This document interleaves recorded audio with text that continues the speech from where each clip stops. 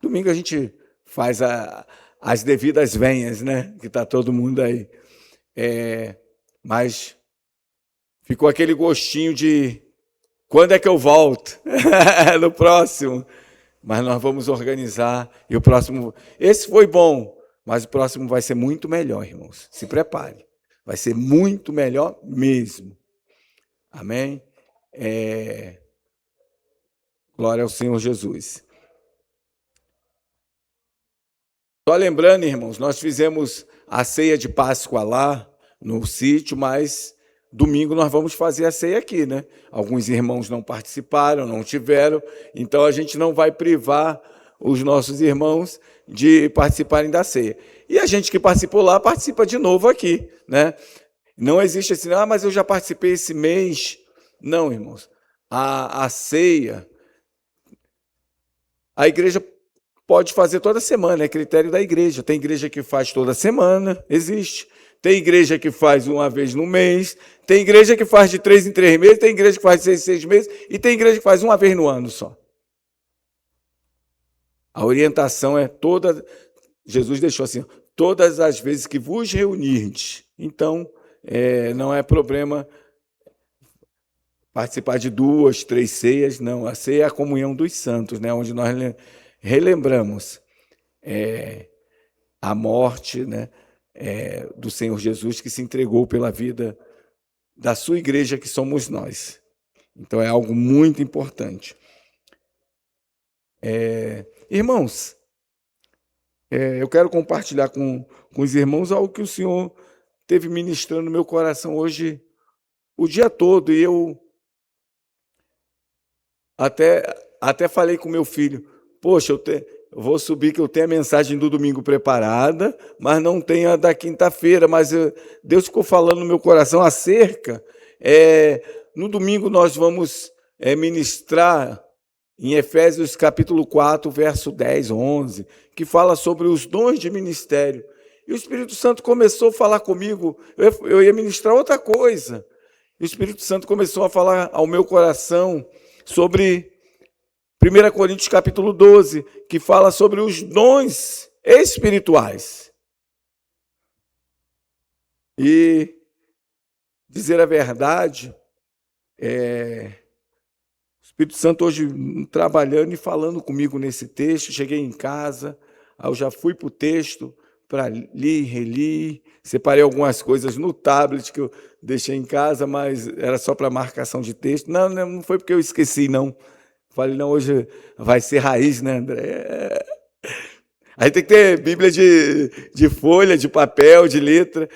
A tecnologia é boa, mas a tecnologia às vezes nos deixa na mão, hein? A gente pode confiar 100% nela. Eu posso estar com a tecnologia, mas minha Bíblia está aqui do meu lado.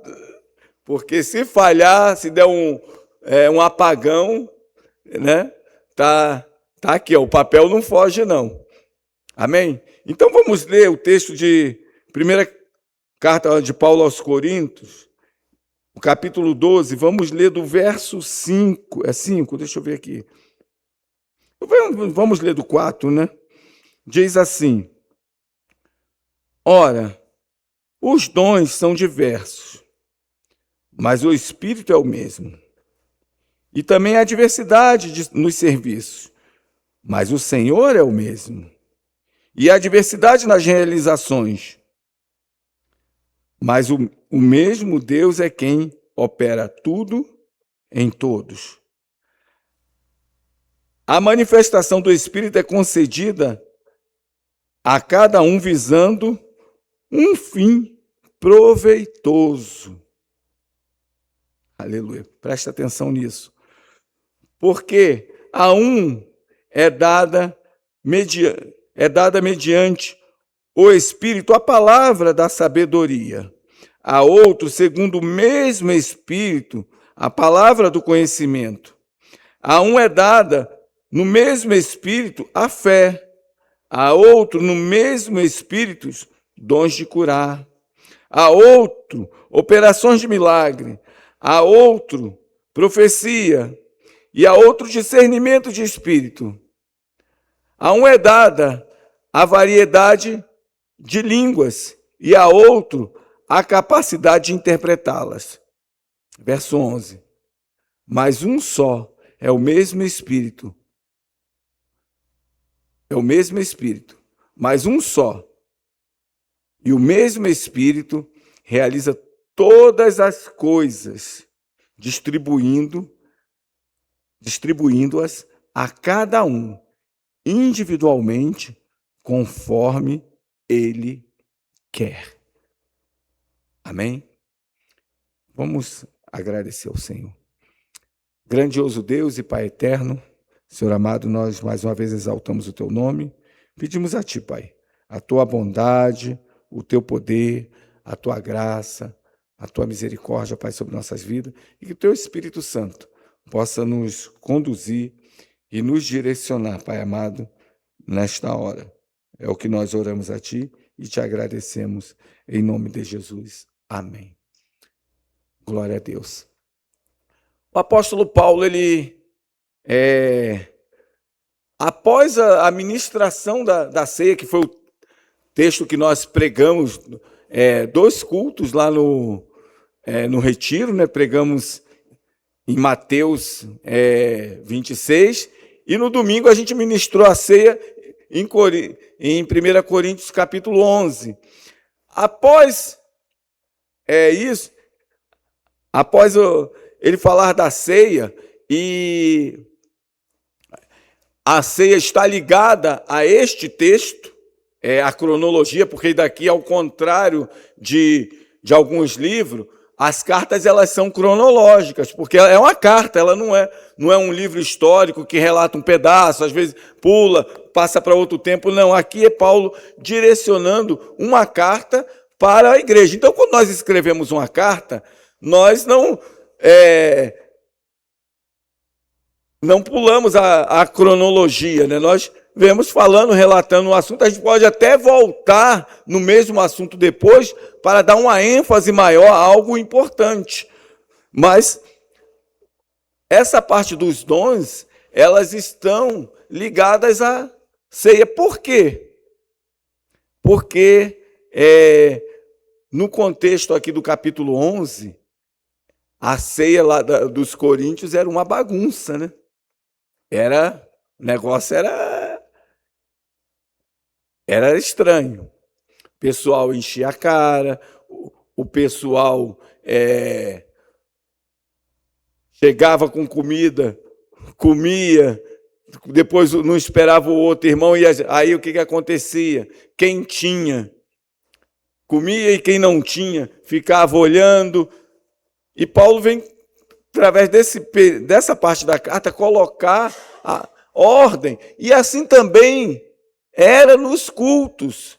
O capítulo 12, o capítulo 14, né, o 12, mais para frente o 12 e o 14, Paulo vai tratar também dessas questões de ordem no culto. Por quê?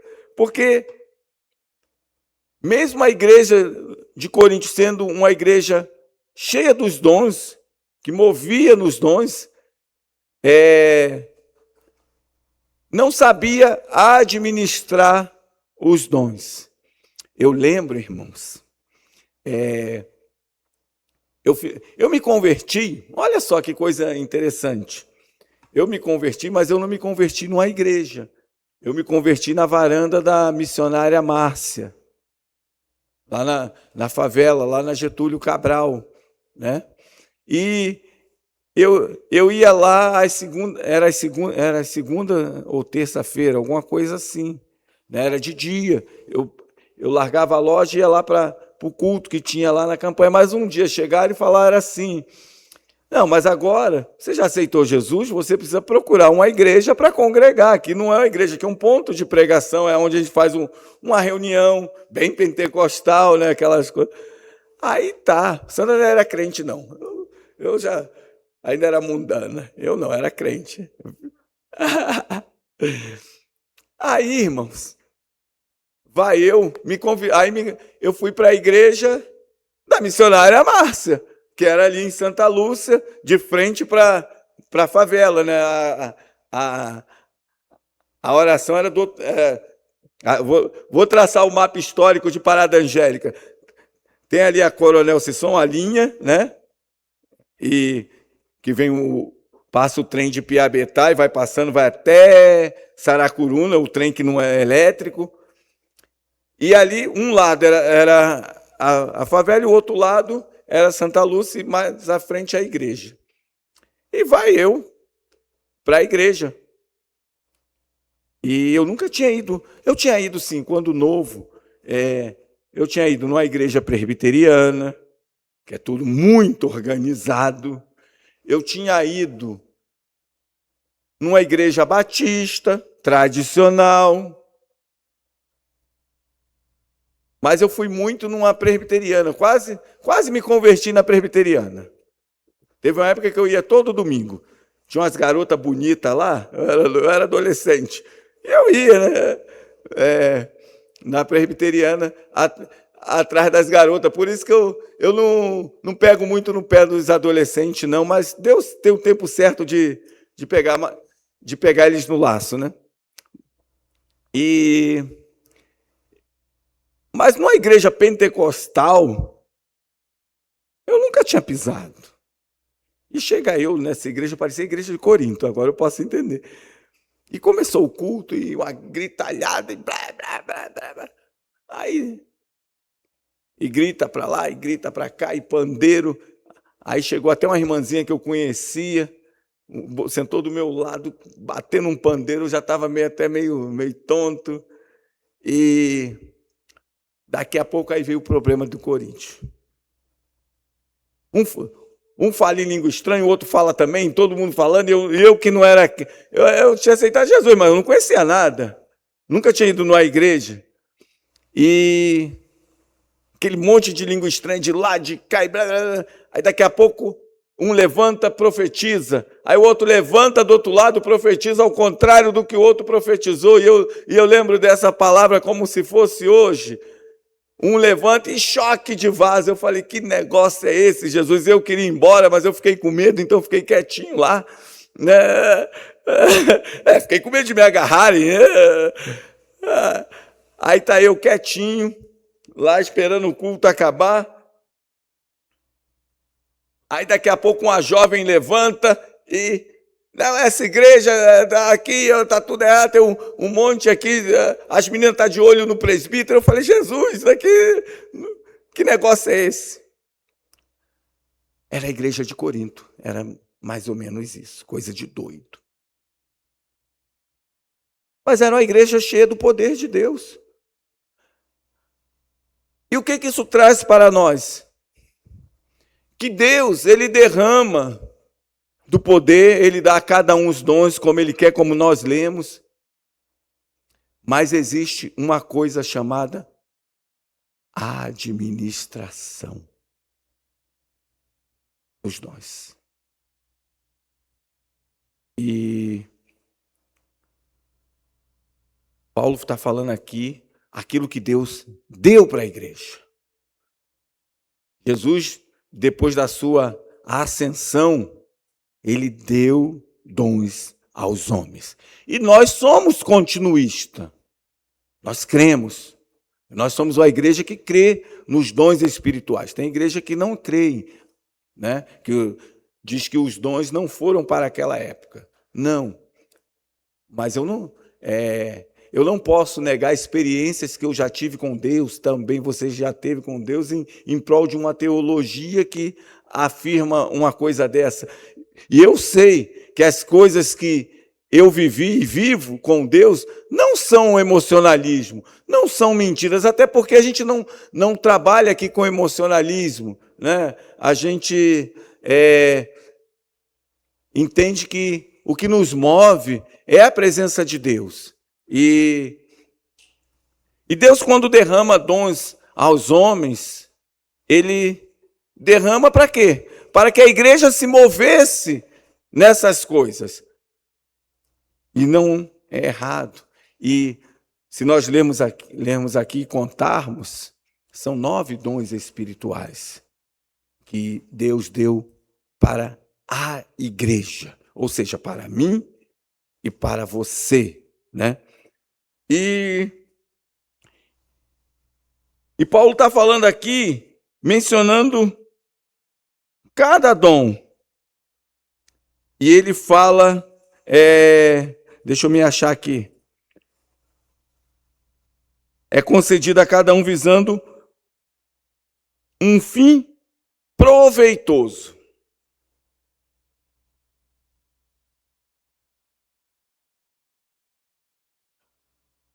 Então, a primeira coisa que nós precisamos refletir, irmãos, para que Deus, Senhor Jesus, deu dons aos homens, ele distribuiu pelo seu Espírito. O texto responde, para fim proveitoso. Então, esses dons que o Senhor nos entregou, e por isso nós somos igreja, somos um corpo, porque nós não temos os mesmos dons. Esses dons precisam ser revertidos ou refletidos na nossa vida com fins proveitosos. Senão tem alguma coisa errada. É como não usar a ferramenta para o fim errado, né?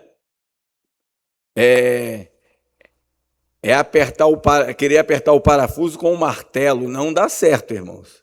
E nem bater um prego com a chave de fenda, né? Os dons, ele tem os fins, ele precisa ter um fim proveitoso. Para quê? Para a edificação do corpo de Cristo, da igreja.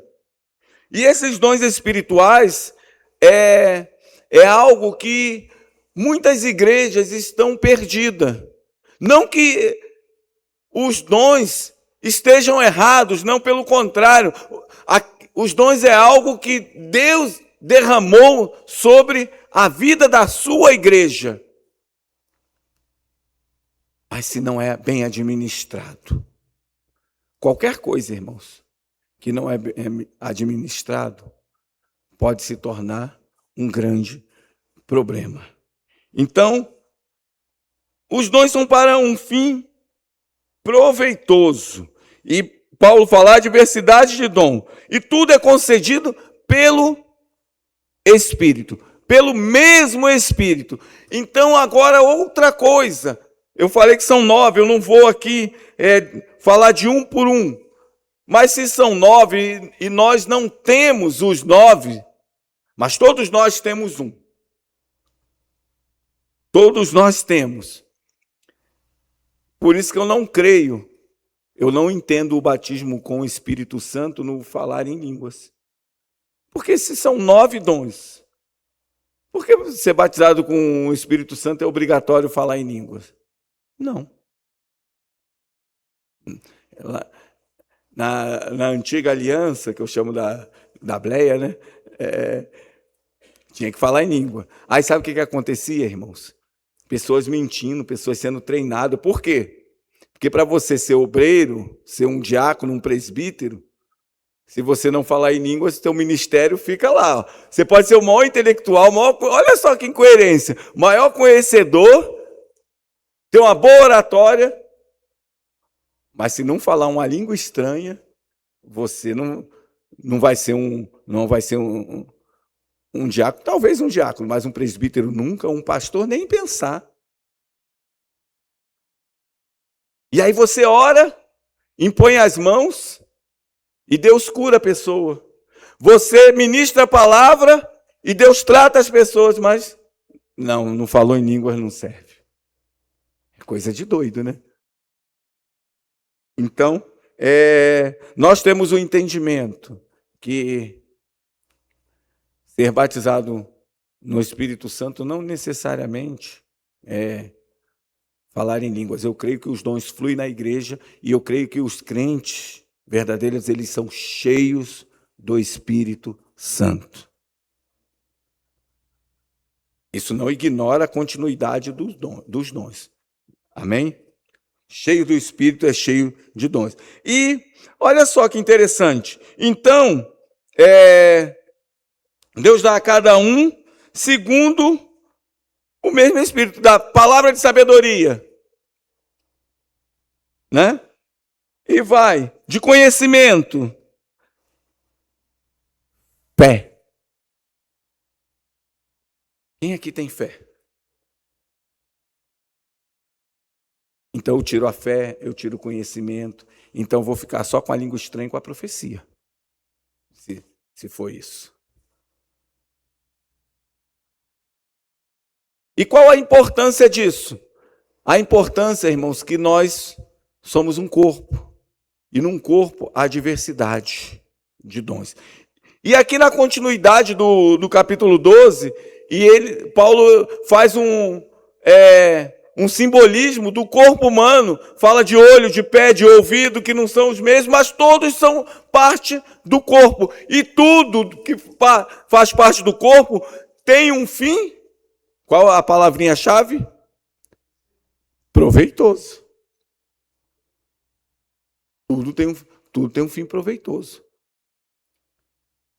O meu pé tem um fim proveitoso. O do Elvis foi meio barro, meio tijolo, mas teve um fim proveitoso, né? Os nossos olhos, nosso ouvido, nossa boca e por aí vai. Tudo tem um fim proveitoso. Os dons é a mesma coisa. Agora vem a pergunta.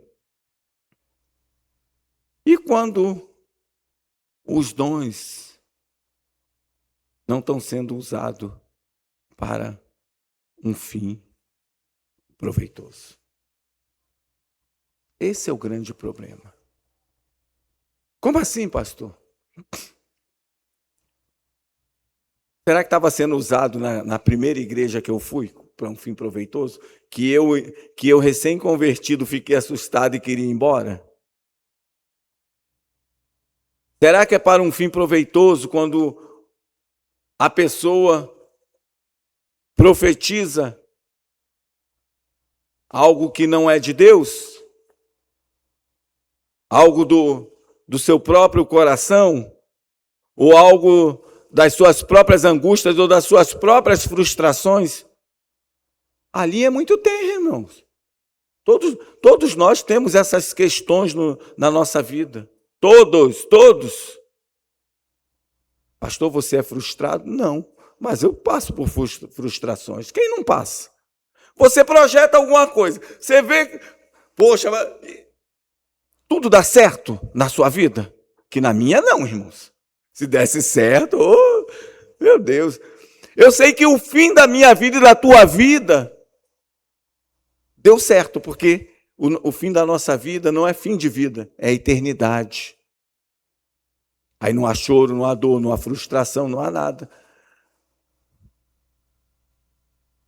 Então, é o Senhor quem faz. E por que, pastor, você está vindo com esse negócio? Sabe por quê, irmãos? Eu estava refletindo também nas coisas que Deus tem feito aqui neste lugar. E eu gosto muito dessa parte, que é o Espírito, que executa todas as coisas. E sabe o que acontece quando nós entendemos isso? Quando nós entendemos isto, nós fazemos uso dos dons. E qual é o uso do dom? Eu tenho fé, eu vou usar minha fé. Eu tenho a palavra de sabedoria, eu vou usar a palavra de sabedoria. Eu tenho o dom de cura, eu vou orar, eu vou impor as mãos. Mas quem faz é o próprio Deus.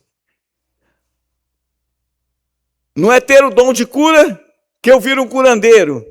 E aí nós caímos num outro problema. Grande campanha de curas e milagres.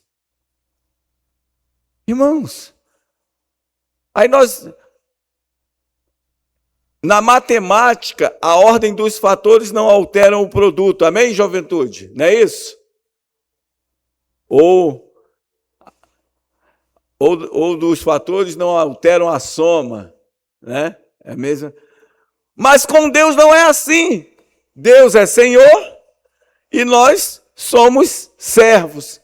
Então, se eu falo que hoje tem cura, eu estou colocando Deus como meu empregado, não é isso? Agora, eu exercito o dom da fé. Eu creio que Deus vai curar. Eu creio que Deus vai libertar. Eu creio que Deus vai abrir a porta de emprego. Mas quem opera todas as coisas é Ele. É Ele. É Ele que opera, não somos nós. Mas o final do verso, o verso 28, se eu não me engano, ou não, deixa eu ver aqui, capítulo 12, é o verso 31. 31 do capítulo 12, é o último verso. O apóstolo Paulo, depois de fazer a associação do corpo e depois dos dons, você pode ler em casa, o apóstolo Paulo fala assim, ó, nos dá uma diretriz a respeito dos dons. Entretanto, procurem com zelo os melhores dons. Ou seja, Deus dá, mas eu tenho que procurar com zelo os melhores dons. E quais são os melhores dons? São os dons de serviço. São os dons que estão aqui na Bíblia. E ele trata isso mostrando para a igreja que os dons precisam ser tratados de maneira zelosa, porque é o Senhor quem faz, é o Senhor quem deu e o Senhor quem faz. É o Senhor quem opera. Deus tem operado nesse lugar, irmãos. Deus tem abençoado as vidas que têm vindo aqui. Ah, pastor, mas eu estou num contratempo danado. Eu também fico, irmãos. Mas eu sou movido pelo dom da fé e eu sei que todas as coisas contribuem para o bem daqueles que amam a Deus. E todas as coisas são todas as coisas mesmo. Uma dificuldade contribui. Uma enfermidade, que isso, contribui.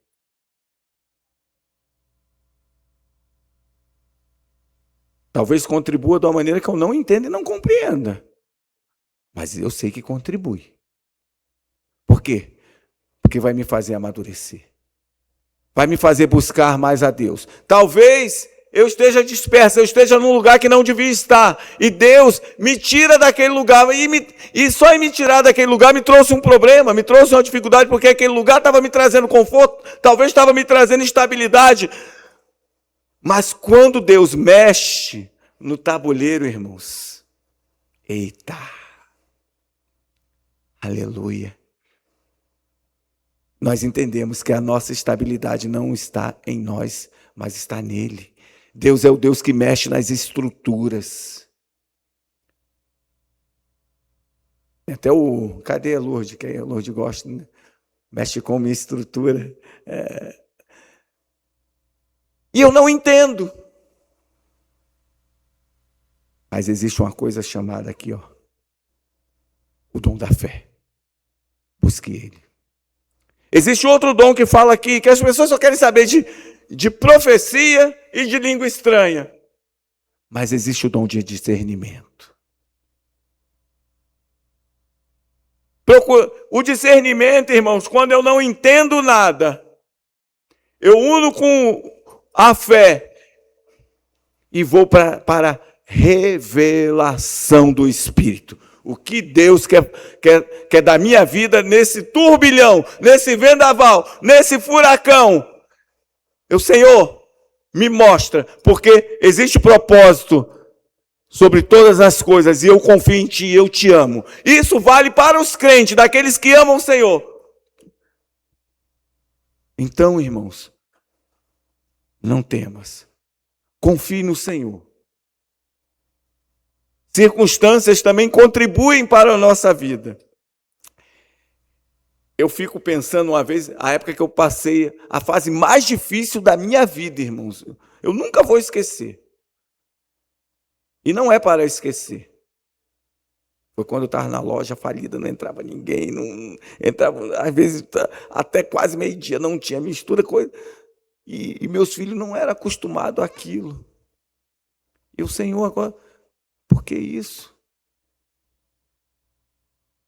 Naquele ano, irmãos, eu li a Bíblia 3 vezes.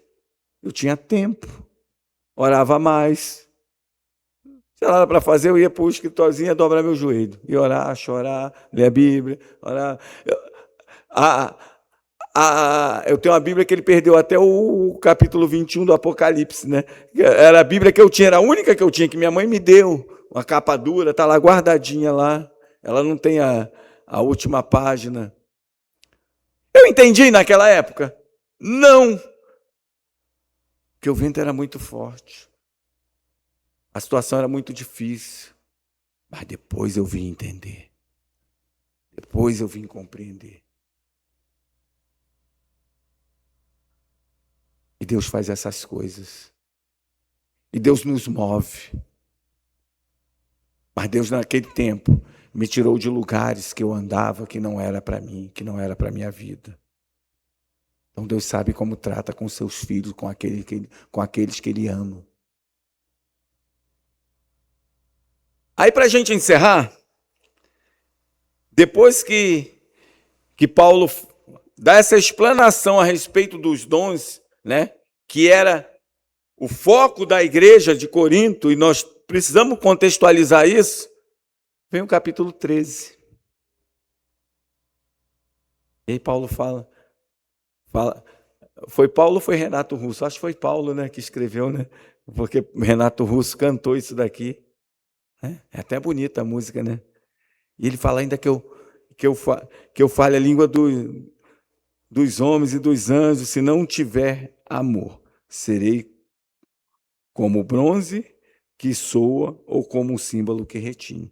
Ou seja, o verso 2, ainda que eu tenha o dom de profetizar e conheça todos os mistérios e toda a ciência, e ainda que eu tenha tamanha fé a ponto de transportar montes, se não tiver amor, nada serei.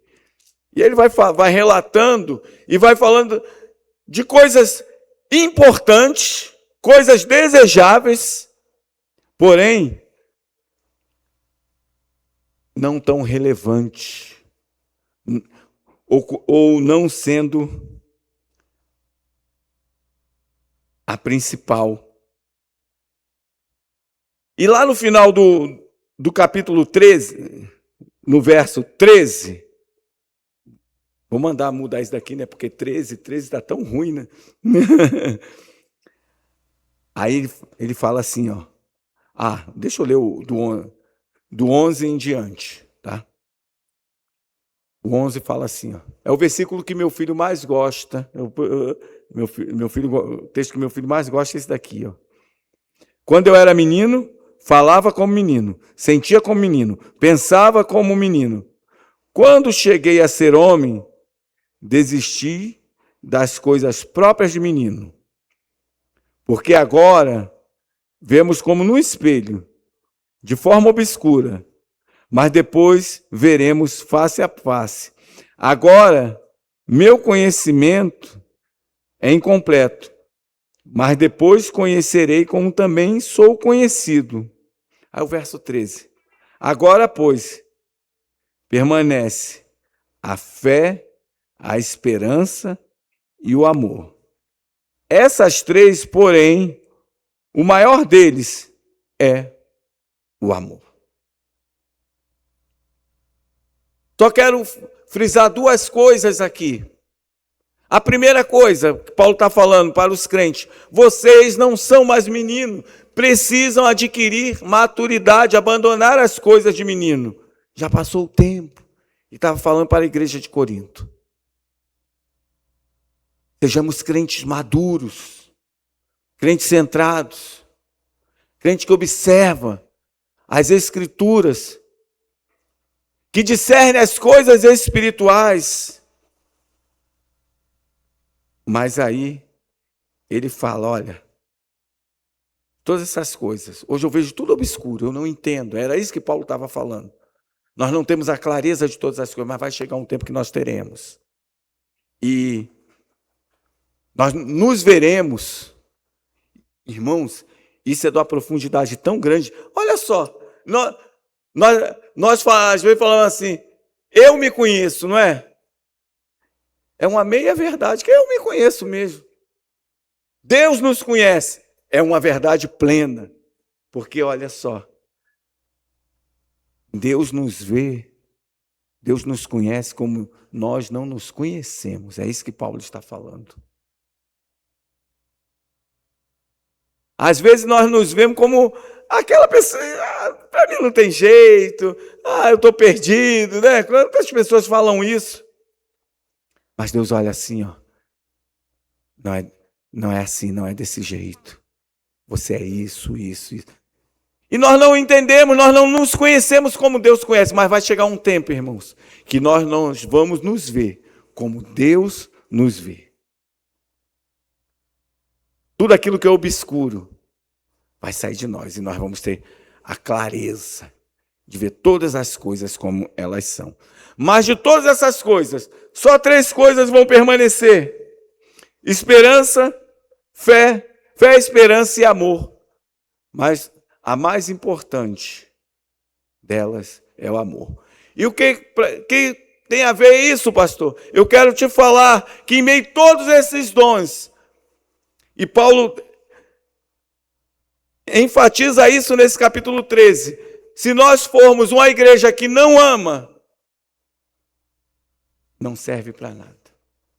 Viramos um clube, viramos uma associação, porque o que precisa reger uma igreja, o corpo de Cristo, é o amor um pelos outros.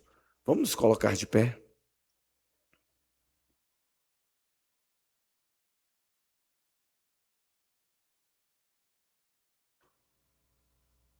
Domingo a gente vai falar dos dons de ministério, dos dons de serviço ministerial.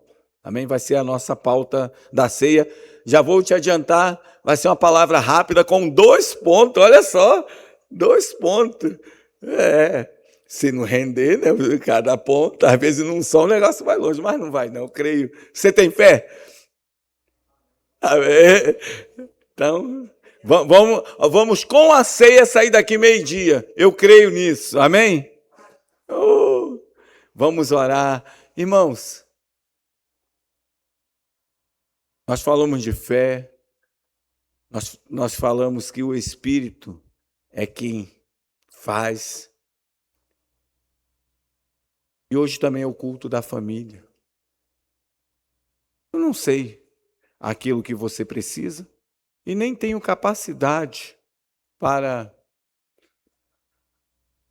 fazer com que você alcance ou que se realize na tua vida. E nem na minha. Mas nós estamos diante de um Deus, irmãos, que pode todas as coisas. Nós estamos diante de um Deus que é poderoso.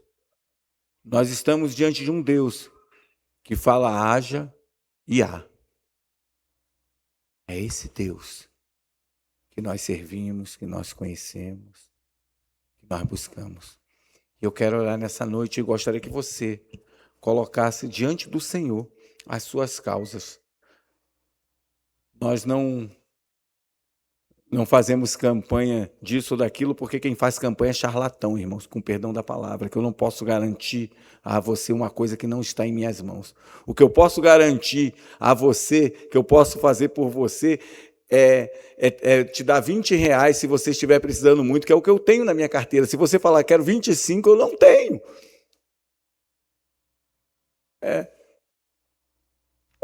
Não é? Então, corra disso. Fulano cura. Não corra disso. Porque só o Senhor é que é poderoso para fazer todas as coisas. A Ele pertence o poder. A Ele pertence o querer. A Ele pertence o realizar. E nós?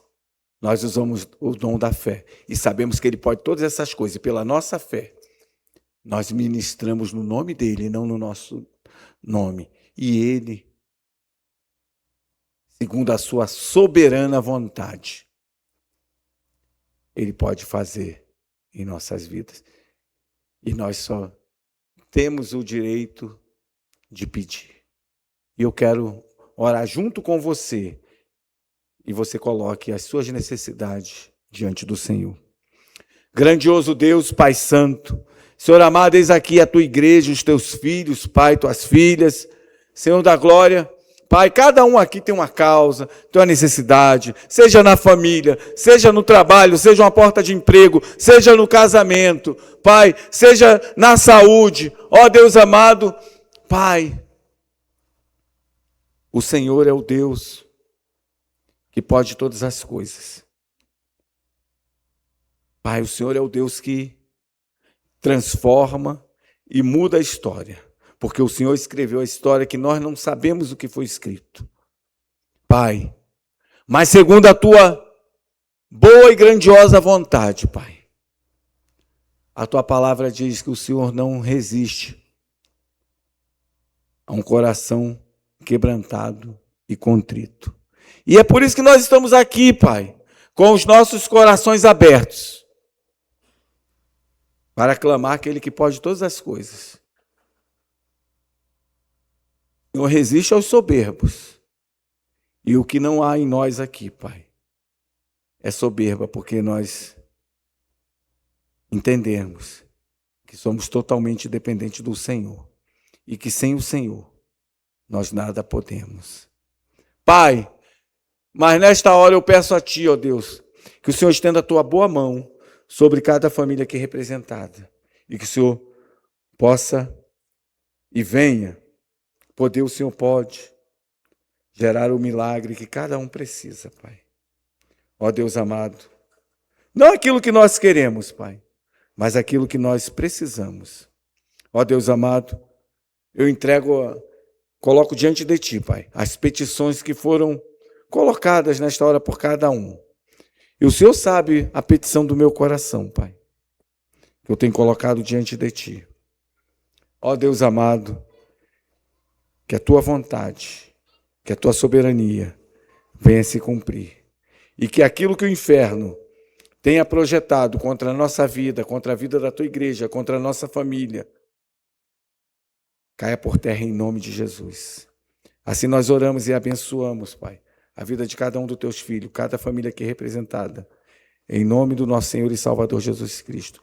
Que o Senhor possa nos conduzir em paz para os nossos lares, com segurança e com alegria nesta noite. E que domingo nós possamos estar aqui pela manhã para louvar e adorar o Teu santo e poderoso nome. Assim nós oramos a Ti e Te agradecemos em nome de Jesus.